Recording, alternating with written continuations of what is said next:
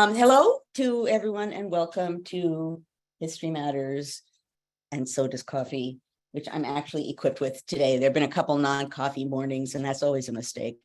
I am today, as promised, going to talk about debt ceilings and default, and Hamilton had a thing or two to say about that, which has been, not surprisingly, bouncing around in my head a lot. To the point that today I was like, okay, well, I got to find like the exact wording for this quote because this has been in my head. So I will come back to that momentarily.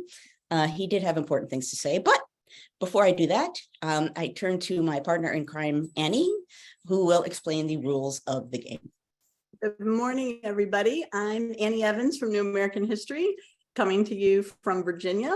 And I'm delighted, as always, to be here with our community that meets every Friday. We always have a wonderful talk with Joanne. She'll speak for about 30 minutes while she's doing that. If you will pop your questions right down there in the Q&A that you should find in the bar along the bottom of your screen. If you're with us on Zoom, and I believe, I don't think Facebook puts the questions into the Q&A. You know what? I never thought of that before. For some reason, I just thought of that. I'm gonna have to ask Jessica.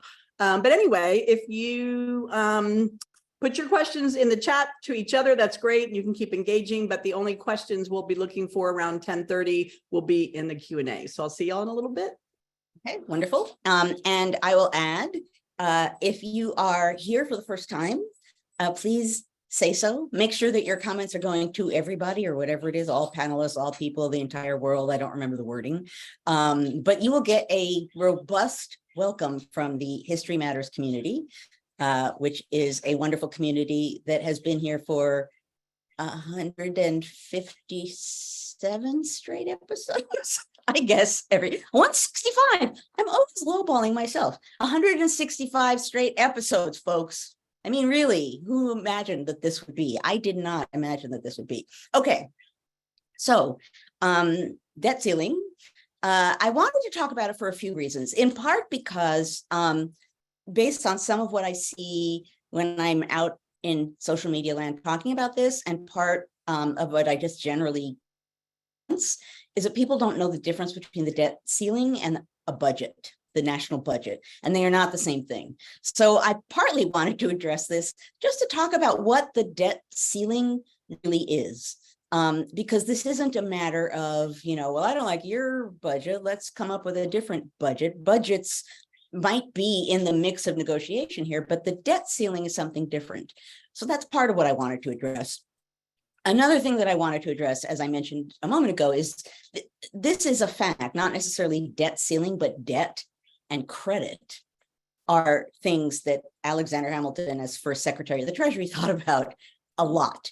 And some of his, he wrote these massive reports as Secretary of the Treasury, but there are a handful of things that he said, particularly in one of those reports, that are worth noting, in part because they get at some of the reality factor of what it means to default on the national debt or to damage national credit. I think not only do we get budget and debt ceiling confused, we see debt ceiling as, I think, or certainly it would be easy, put it this way, it would be very easy to think of the debt ceiling as some abstraction that gets messed around with Treasury policy, and things happen and negotiations happen, and you don't get to think about or naturally think about the real world impact of it, and also just on the most basic level, what does it mean to default on the national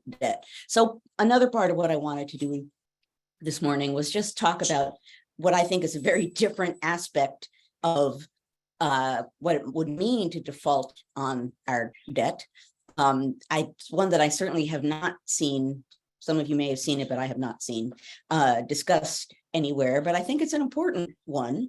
At any rate, so Hamilton, it's my chance to weigh in on Hamilton as a Hamilton expert. I know he weighs in relatively often, but today it actually makes complete and total sense because he's the man in the early national period, in the founding era, who was thinking about credit all the time.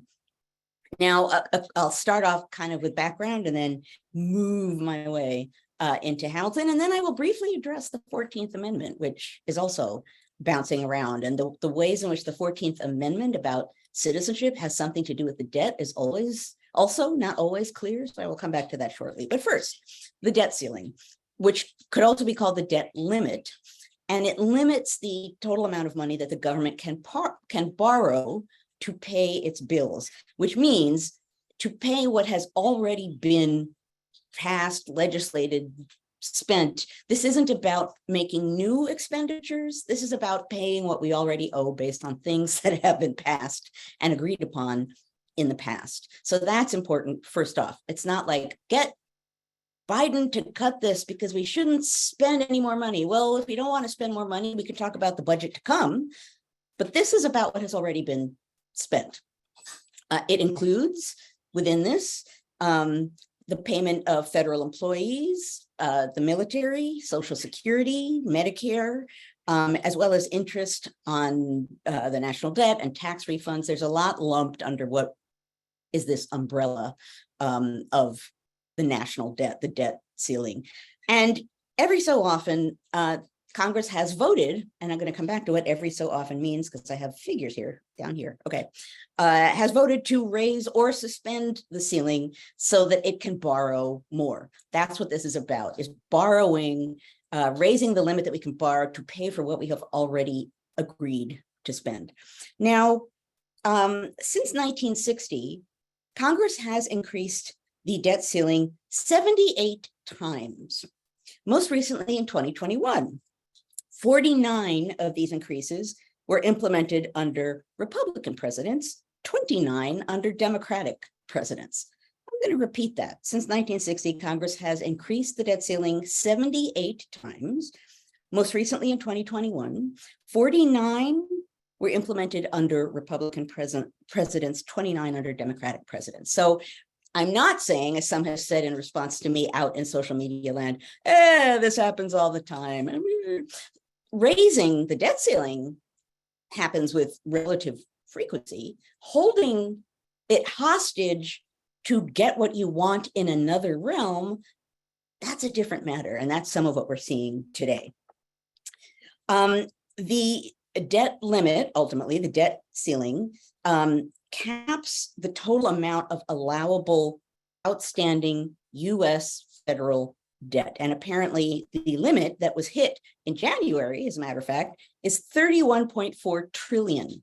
The Department of Treasury, since January until now, has been undertaking a number of what they called extraordinary measures so that the debt limit is not being met and surpassed. But apparently June 1st or June, as early as June, we could run into serious trouble. Now, when I was looking this up this morning and rummaging around, what I saw over and over again, let's see if I have one of the statements here. I probably didn't write it down and I should have. What I saw over and over again was it's going to be, here.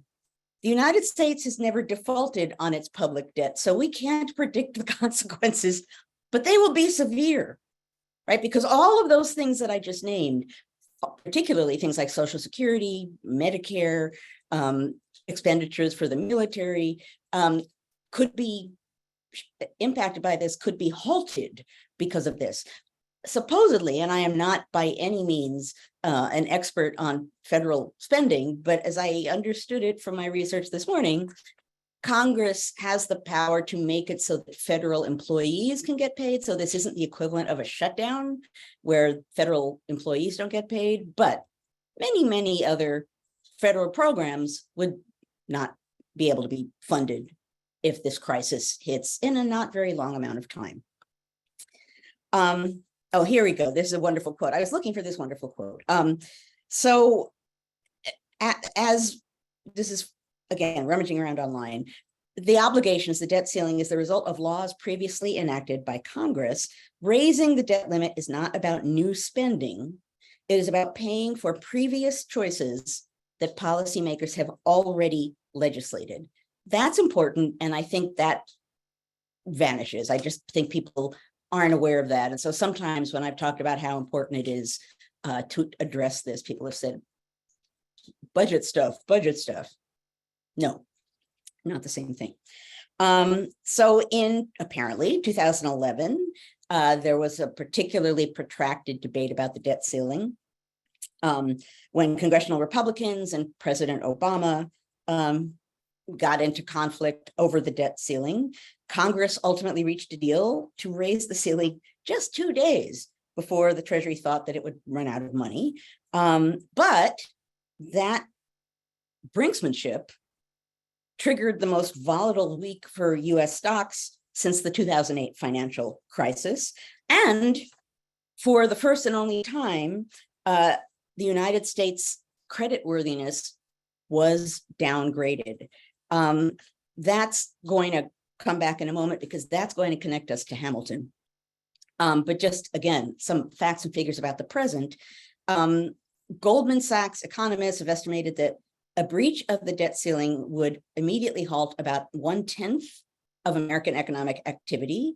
According to some, it could, as many as 3 million jobs could be affected.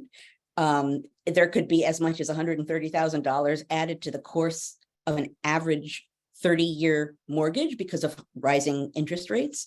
So anyway, nothing good will happen if we default on the national debt. Now, this brings us to Hamilton.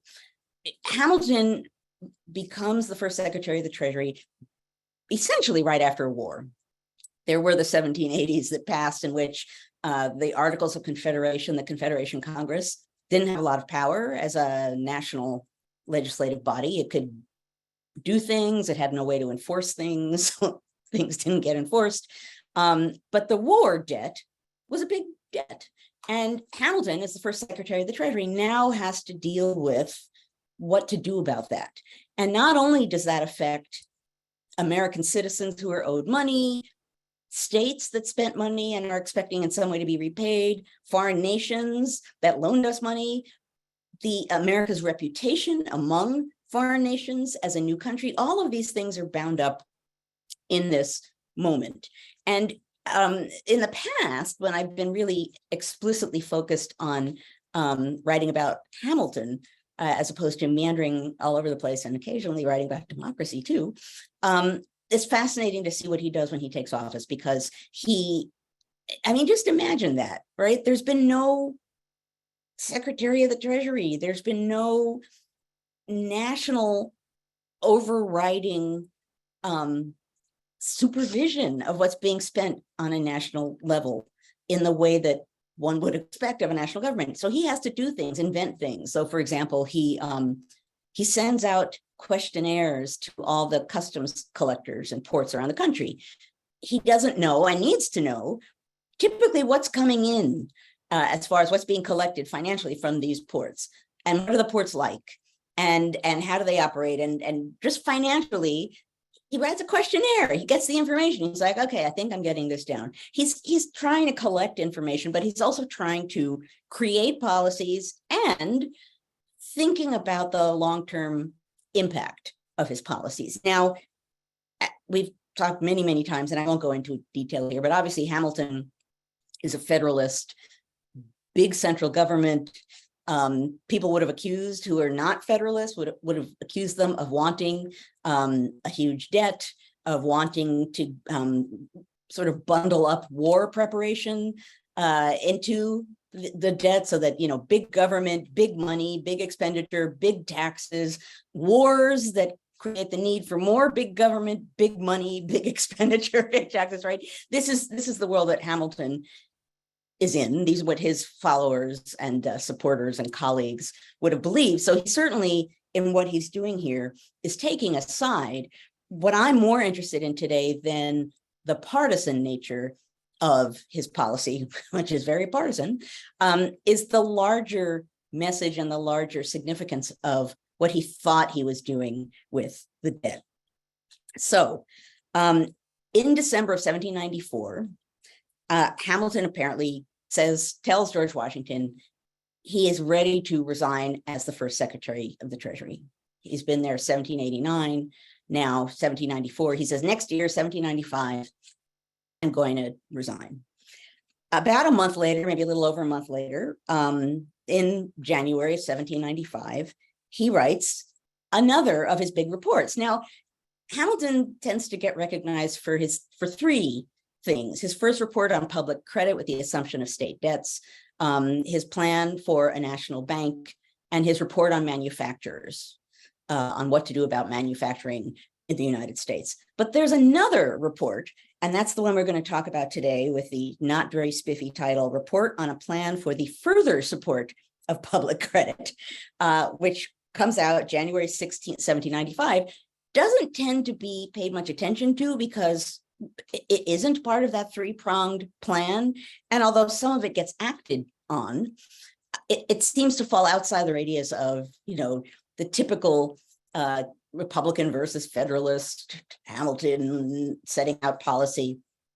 At the time, James Madison called it Hamilton's valedictory report, meaning, he's on his way out and here you go, one last report. And it kind of has that tone to it. But what's interesting about it, and what brought my brain to it when I was thinking about this topic this morning, is that he talks in a sweeping kind of a way about national debt, about what national debt means, about national credit, and about what national credit means. And I think, obviously, right now, the focus is so much on debt that credit is really not part of the conversation. But think of the word credit and think of every sense of that word, right? So credit, obviously, personally, you have credit and you're given a certain amount of credit with a credit card, right? That you could spend money that you don't have, and you put that on your card, and then you assume you're going to pay it back. So there's like basic credit, but there's also credit in the sense of reputation, your standing, what people think of you, whether they think of you as being someone trustworthy or not. There are all of these other ways of thinking about credit, and some of them are political, and some of them are personal, and there isn't always a bright line separating the two. So a country can have credit, meaning financially it has credit. It can also have or lose credit as a responsible nation that pays off its debts. And that matters, right? That sense of credit matters. It has to do with what the world thinks of the United States, how they treat with the United States, and any number of other things. So this brings us to Hamilton. Basically, he has three sections in this report. And again, it's a report on a plan for the further support of public credit. First, he basically gives a history of what he did when he was Secretary of the Treasury. He sort of tracks what he did, sort of laying it out. And again, it's interesting that this report doesn't get paid much attention to, since it's mighty handy in a lot of ways. Second, he has 10 what he calls propositions which appear necessary to complete our system of public credit, along with what he calls extensive remarks. Hamilton is nothing if not extensive about each proposition on how to complete our system of public credit. And then the final section discusses more specifically the government taxing its own funds, and there are statistical tables and such. It's the second section on public credit that I'm interested in here. And this is what he wanted Congress to translate into legislation. So he said, and I'm going to read a couple of things he says here because they're so on target. The one that came to mind that I went looking for this morning is when he's trying to explain, it comes towards the end of the report, he's trying to explain why credit matters, why it's important to protect, and why it's not something you can have piecemeal. Pieces of it are there and pieces of it aren't. That you either have credit, reputation, standing, trustworthiness, or you don't. If you default on things, you no longer have credit in every sense of the word. So the famous quote is, credit is an entire thing. Every part of it has the nicest sympathy with every other part.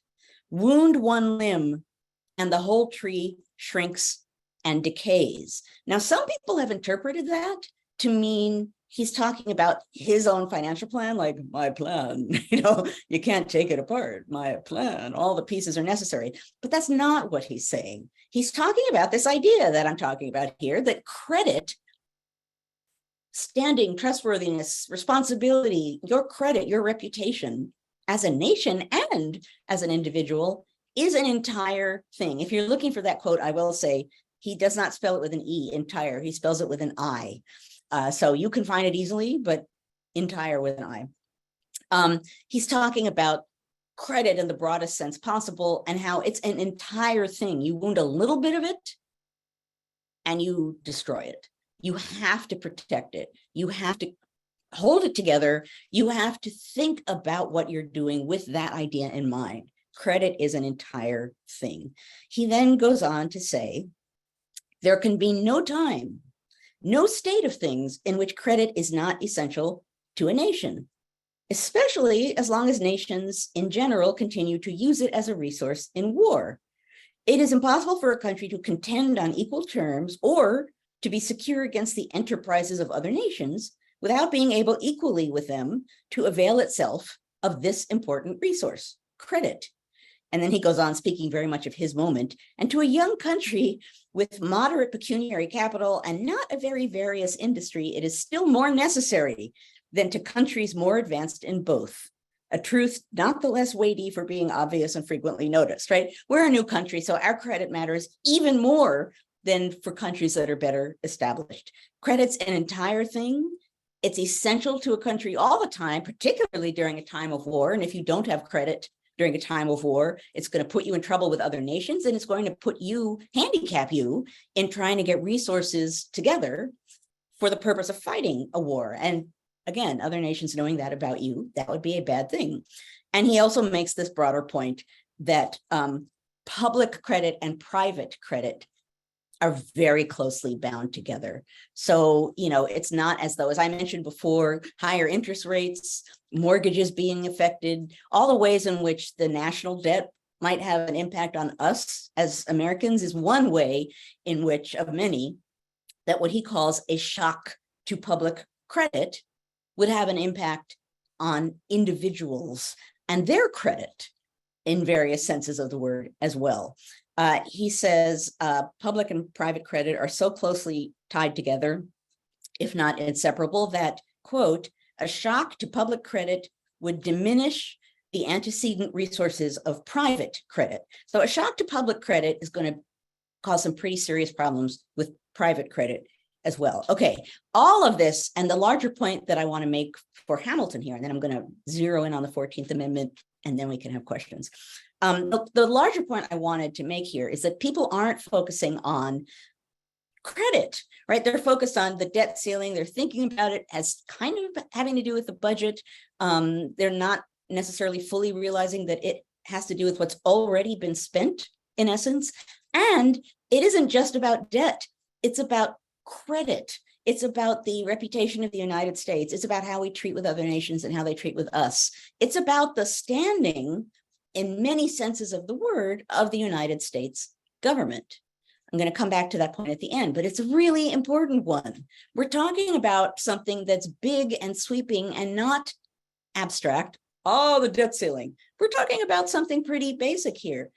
How reliable is the national government to its creditors in the eyes of foreign nations, to its own citizens, right? In some ways, you could see how this could be yet another way in which you erode faith in the national government. And it is the Republicans who are at the moment holding things hostage, holding credit, national credit hostage until they get what they want from President Biden.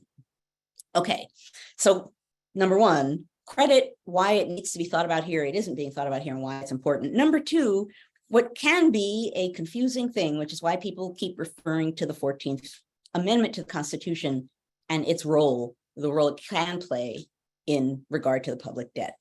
Okay, so first, I'll read the phrase that people keep referring to, and then I'll give you the very quick and dirty description of what this amendment is. So the 14th Amendment includes within it a passage that says, The validity of the public debt of the United States shall not be questioned. I'm going to come back in a moment as to why that's there. Now, the Civil War ends May 9th, 1865, and a little more than 3 years later, in 1868, the 14th Amendment is passed.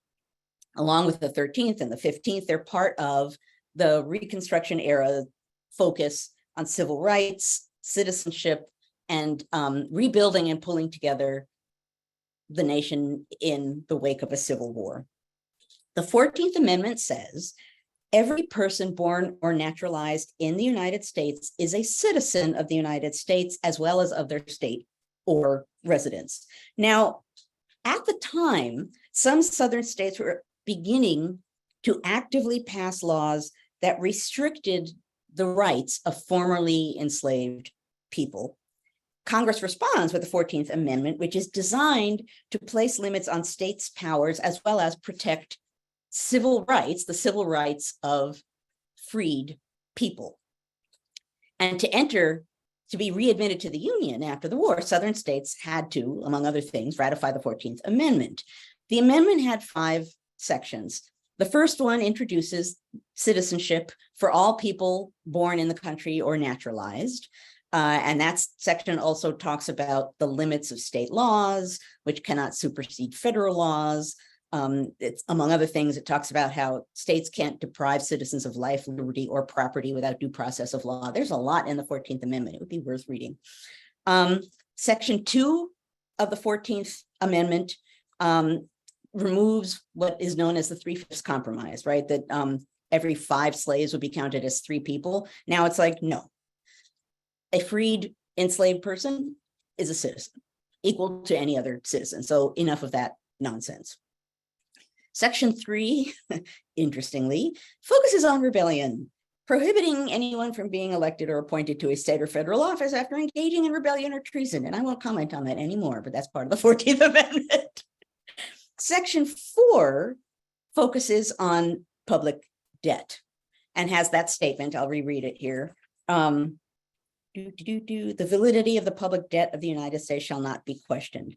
It was put there to prevent war debt, the Confederacy's debt, emancipation debts, debts of any kind, from being used as partisan bickering points, right? So basically that section of the 14th Amendment is trying to ensure that debts will be paid and that they won't be, that was my phone, and bad me for not turning it off, and that debts will not become a bargaining chip somehow, that they will be honored, that they will be paid, and that will be removed from contention as something that will continue to hold up bringing the nation back together. Okay, and then the 5th section, the last section, has to do with enforcement. So the 14th Amendment says, this has a statement about why public debt needs to be honored. It's saying it in relation to the Civil War, but it is saying it. Now, again, I do not pretend to be an expert on modern constitutional law, modern financial policy. Essentially, it's being talked about a lot, and it isn't being acted on. And according to those who know much better than I, probably won't be resorted to because, number one, it's going to raise a major constitutional question, which people might not be willing to do. And number 2, it might bring some kind of legal challenge.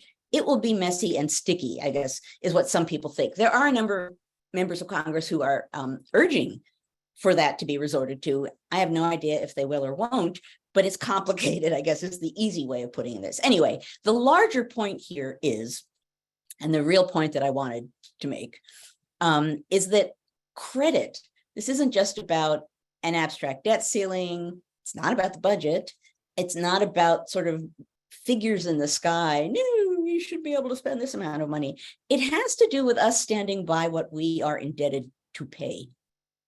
We spent certain funds, and now we have to be able to borrow enough money to pay off that debt. And as I said at the outset, there have been many times in which we've raised this ceiling to be able to do that. Now, again, the larger question of should we be doing this? Different question, different debate. This moment is about paying for our debt at this moment. That is what this is about. And as Hamilton makes clear, it matters if we don't. It matters on a practical level. It matters on the level that many Americans are going to be affected by this in a really negative way.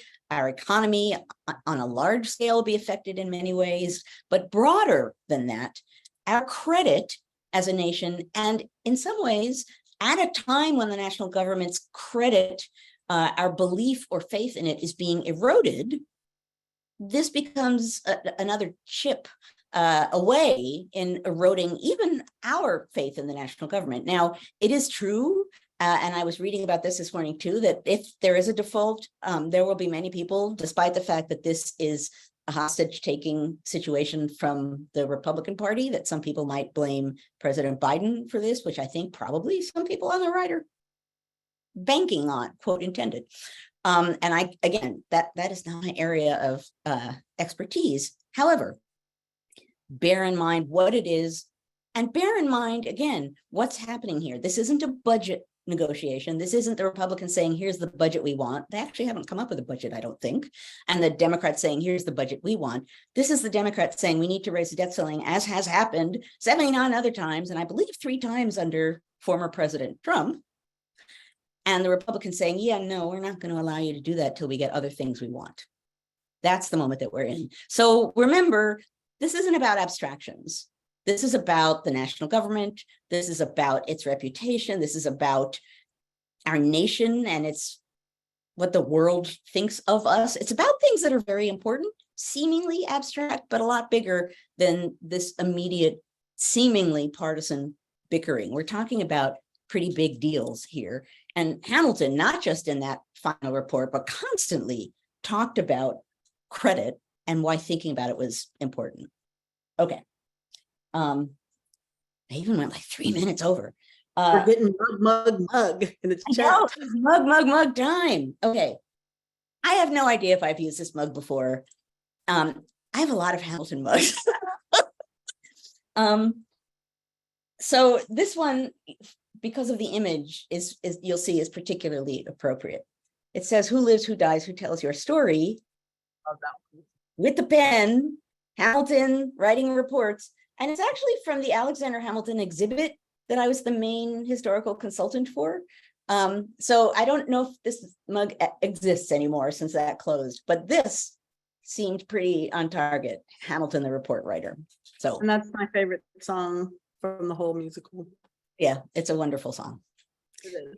Okay, I'm going to We have a really, really robust chat going. We also have some great questions. So you ready to dive in? Okay. So I kind of laugh when this one got posted because it's just so simple, but I'm going to start with it anyway. Francesca, our good friend across the pond, said, why is there even a debt ceiling? Or excuse me, a debt limit? Why is there even a debt limit? Oh, gosh. Well, I mean, I don't have the 5-word answer to that question. You know, I can say it also has to do with credit. If there's no limit and you can just spend and spend and spend and spend and spend, how do you measure being responsible at all, right? I mean, limits of any kind. You could say the same thing about a credit card. Why are there limits on credit cards? Why can't we just spend and spend and spend? Well, because sooner or later we do have to pay. Right?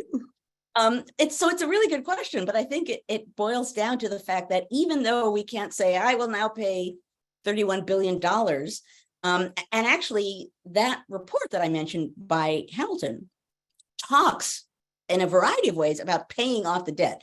It's very comical to see that he's attacked by Jeffersonian Republicans for being the guy who wants a big debt. And in this report, he says, well, okay, but actually we need to be responsible. There need to be ways to pay it off. And here are some suggestions. And the Jeffersonian Republicans get really irked. They're like, oh, when that happens. So I think that's part of the answer is, granted, we can't immediately pay this off, but we have to at least be seemingly able to pay our debts. I can't go into the long history. I do not have the long history of over the course of the 20th century, which is, I think, when this becomes a more complex problem, how that it has evolved. But that's the best I can do to answer that question. Gotcha. All right. Our friend Doug says, I am. Kathleen and Dale are linking at, because this is our wonderful community, are linking histories of the debt ceiling or the debt limit. So good.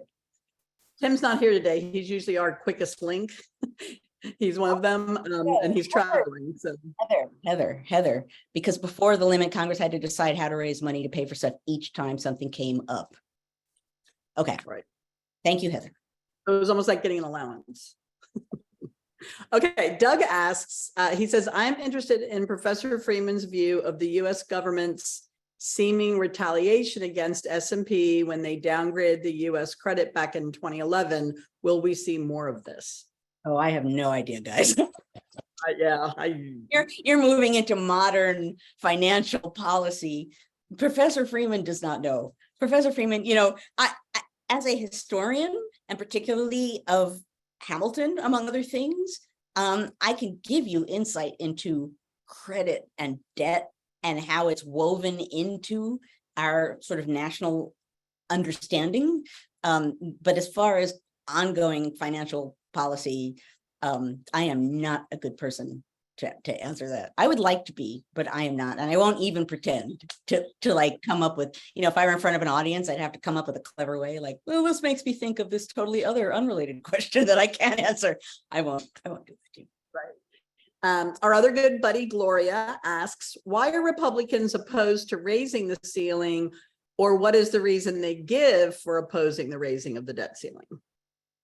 Well, why are they opposed? Because they want things.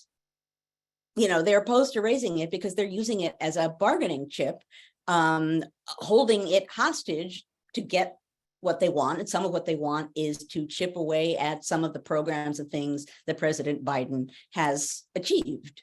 So that's the logic. It's partisan logic, right? We just want what we want, and we are willing to go this far. We're willing to default on the debt if you don't give us what we want. Again, it's not typical, like, we want this, you want that, we'll bargain. This isn't budget bargaining. This is, we will allow this to default unless we get what we want, which is a, kind of a dire strategy. So it's not as normal, and I realize it's hard to see that, but it's not the same thing as normal bargaining. Okay. Our buddy Lawrence Schmidt asks, do you see Hamilton's position on public credit influenced by the problems and lessons of the Confederation Congress, the failure of the impost in 1782 to 83, threats of the Newburgh conspiracy? Do you think there are any lessons to be learned that may be useful to the current situation, or did the 14th Amendment and later history make things so drastically different? Oh, well,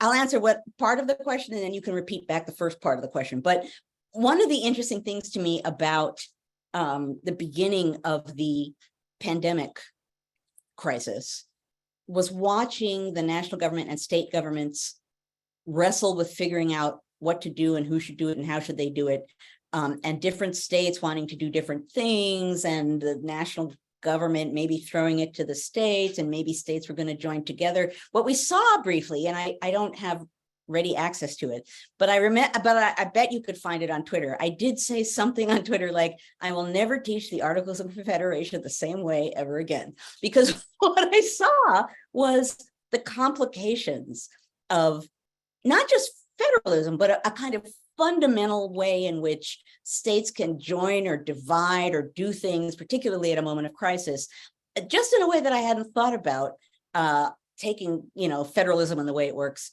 for granted. So part of, at the time for Federalists, and not, I should say, Federalists, Constitution Federalists, and Federalists, 1790s Federalists are not necessarily the same Federalists, which is very complicated, I realize, but Constitution Federalists argued that the reason we needed a stronger national government was for this, like the 1780s was chaotic. The national government couldn't do anything. Like, of course, we need a stronger government because of all of these things, stronger government.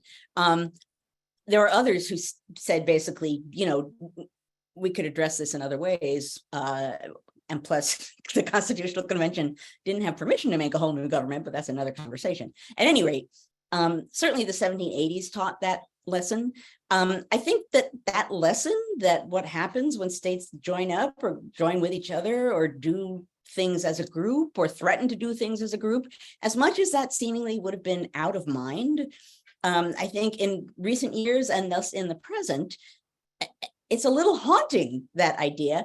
And the 1780s taught what a bad idea that was, right? The chaos that results, the ways in which pretty basic things become very complicated things if the states aren't necessarily acting in a way that adheres to basic national policy or are doing things in small groups that are, in the 1780s, trade got complicated, right?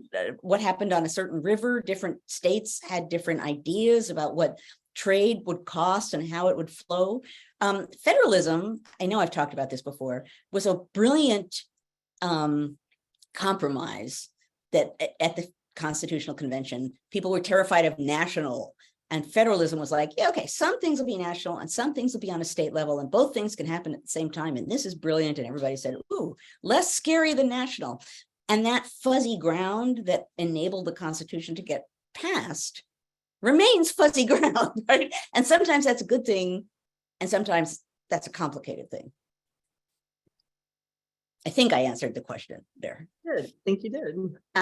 Okay, so Kathy Porter asked, is there a point to having a federal government that guarantees rights for all when states are coming up with their own versions? Well, I mean, this is a way bigger question that has to do with civil rights in the Supreme Court, among other things. And I can't, that's bigger than this conversation.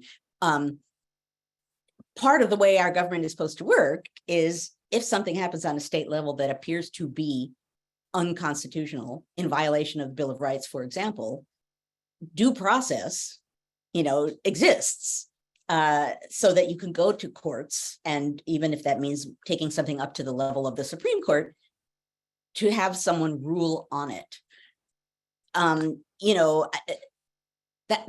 This is an obvious thing to say, but that's the logic of checks and balances. The Constitution, the creation of the Constitution was not grounded on the assumption that it would work perfectly and everything would be in gear and happy. The assumption is, yeah, things aren't going to work a lot.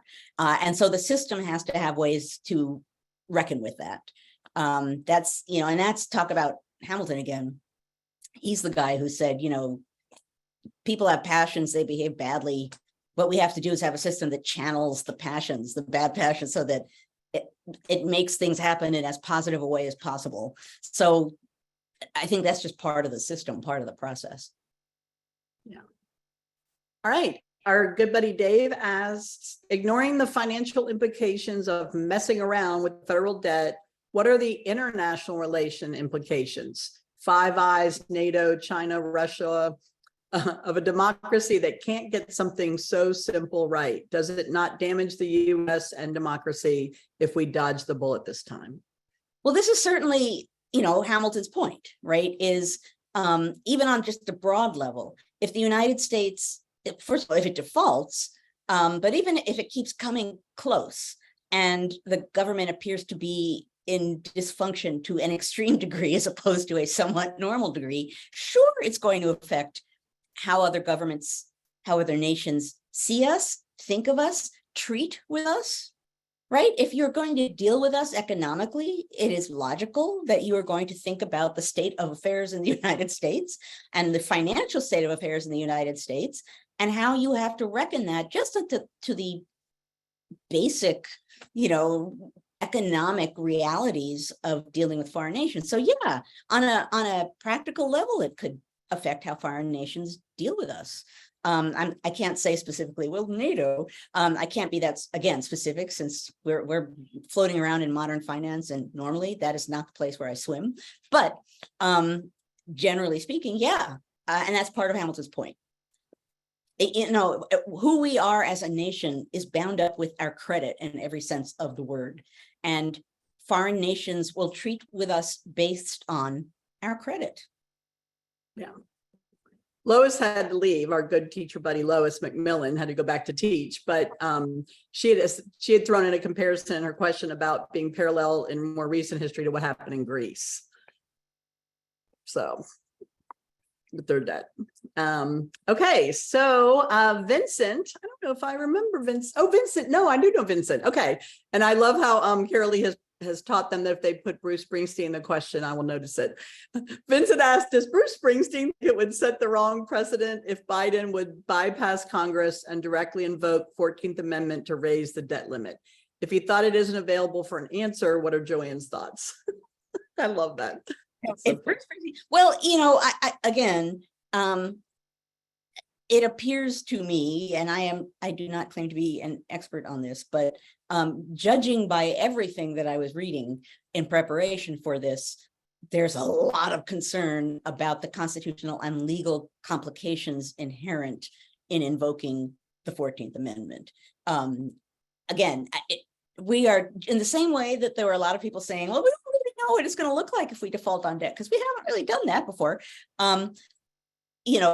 What happens here, what does it look like, is I can't specifically tell you, but it's pretty apparent, that it is bad. Bad things will happen. Yeah. But okay. I am going to say one more thing. I do want to say, though, I would not argue that, this might have legal implications, or this might cause a constitutional argument, is not always automatically a reason to say, well, we can't do that. Right? I mean, I think every problem needs to be considered in and of itself, in addition to more broadly. And we're in a moment, I will say it because and not because I'm giving you guys bingo gifts, although I saw people saying she hasn't said contingency yet. But it is true. Okay, it is true that contingent factors mean that we might say that now, if you're going to cause a major constitutional debate, it might make sense in this moment to do that, and in another moment it might not. But I'm not saying that we should never question things or cause a debate or evaluate things. I'm not calling for brinksmanship. I'm just saying every moment, every crisis has to be evaluated in and of itself, and the logic versus the damage of what's being done, and when a debate is constructive versus destructive needs to be considered. Because Dave's follow-up to that was compare and contrast Biden invoking the 14th Amendment versus instructing the Treasury to coin a $1 trillion coin. Like, here you go, paid off. Bing. And I think Richie mentioned in the chat, like, we print our own money. Why can't we just print the money to pay off the debt? That's not how it works, I don't think. We're full of creative ideas. The $1 trillion coin, though, can you imagine? If someone was like, you know what? We're done. Yeah. How heavy would it be? How big would it be? Would it fit in your coin purse? I don't know. Okay. Yeah. Yeah, these are things that keep me awake at night. Okay, our final question. Oh my gosh. Dale asks, while we know about Hamilton through his writings, military, and work in the Treasury, I don't think we ever discussed a typical day, what it was like for him as Secretary of the Treasury. So, like, what did he do all day?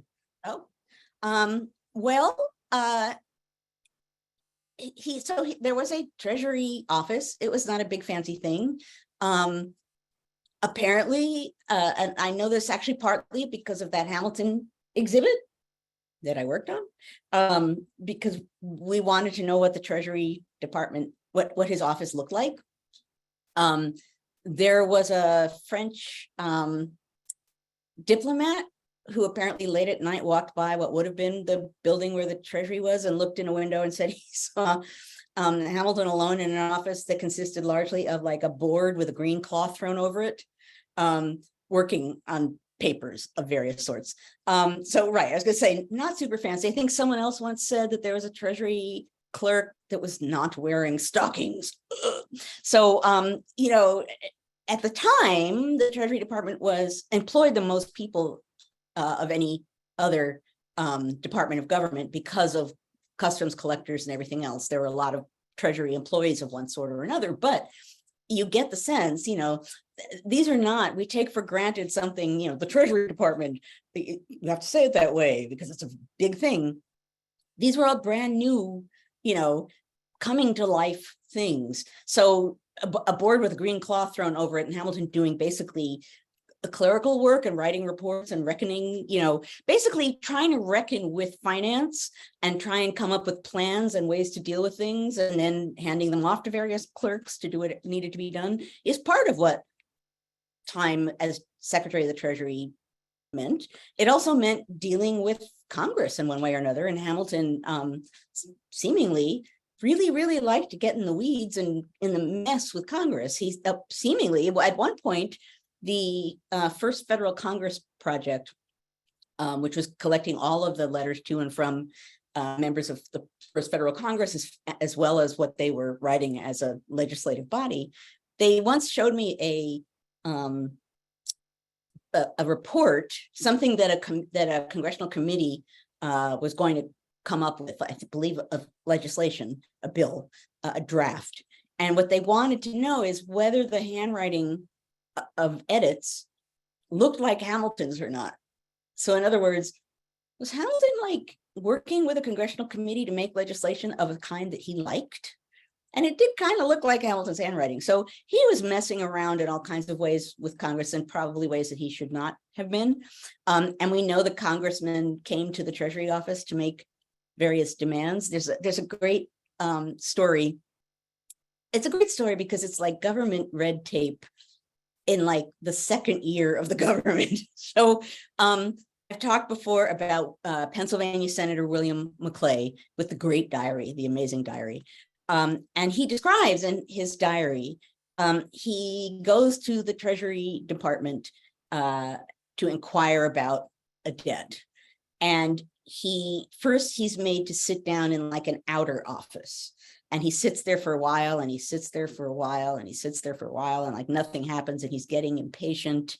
And then he's, I believe, moved. He sits somewhere else, and he's sitting, and he's sitting, and he's sitting.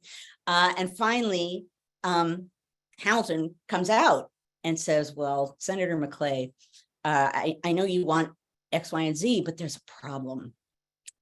It's in the desk of Mr. Blah. And Mr. Blah appears to have left his office and perhaps even left town and took the key with him. So we can't give you the papers. I'm so sorry. McClay is like, why? He leaves, and he's like, really? Really? They're going to play that game with me? They make me sit and sit and sit. And then they're like, whoops, we don't have the key. Come back another time.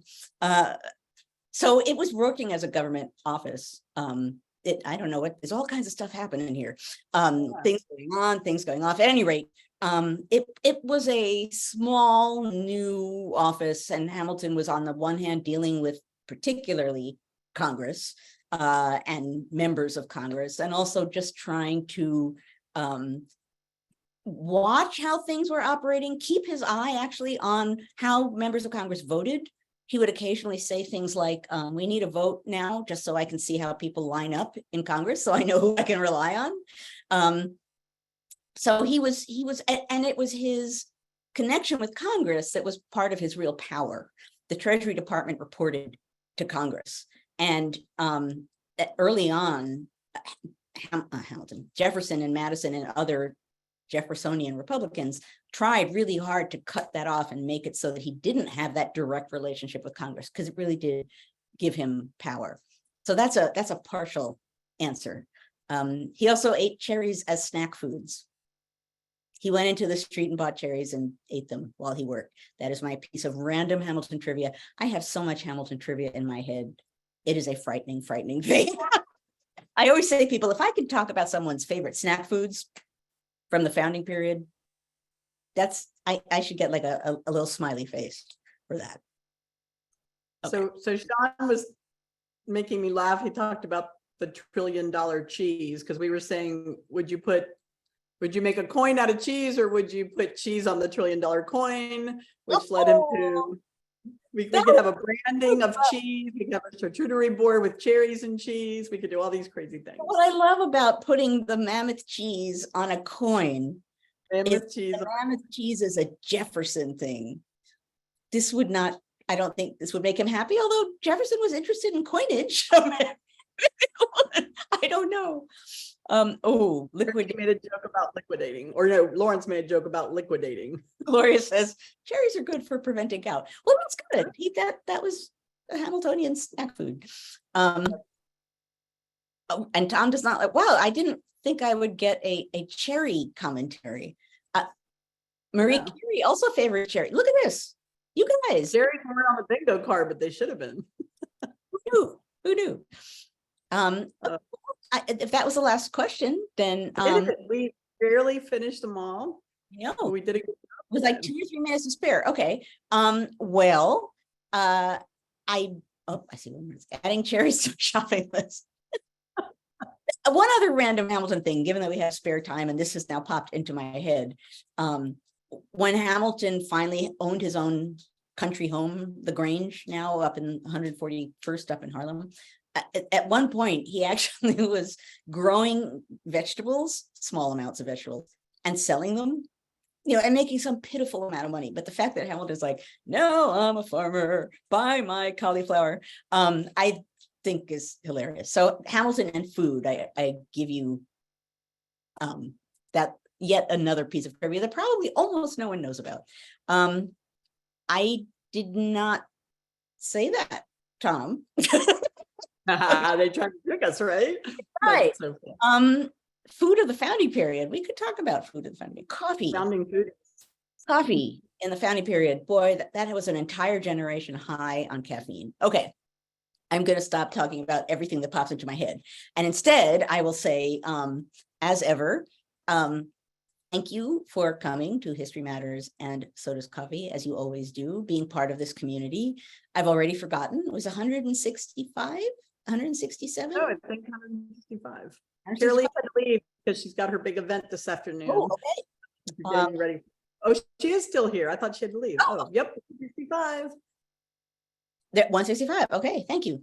At any rate, I want to thank you as ever for being here, for engaging in this conversation, for this being a space where we can think about things that need to be discussed, add things like in the case of today, think about like not just debt ceiling, but credit and the actual significance of what may or may not happen. And why even, I saw it passing by, like it's posturing, even if there's posturing involved, it's going to shape credit, right? So that you can't dismiss what's going on now as just for show. That will have an impact too. But at any rate, thank you for engaging in this conversation, whatever it is that we're discussing on Friday mornings. It matters a lot. Thank you for being here as an amazing community. I did not note to see if someone new came. Perhaps someone new did come.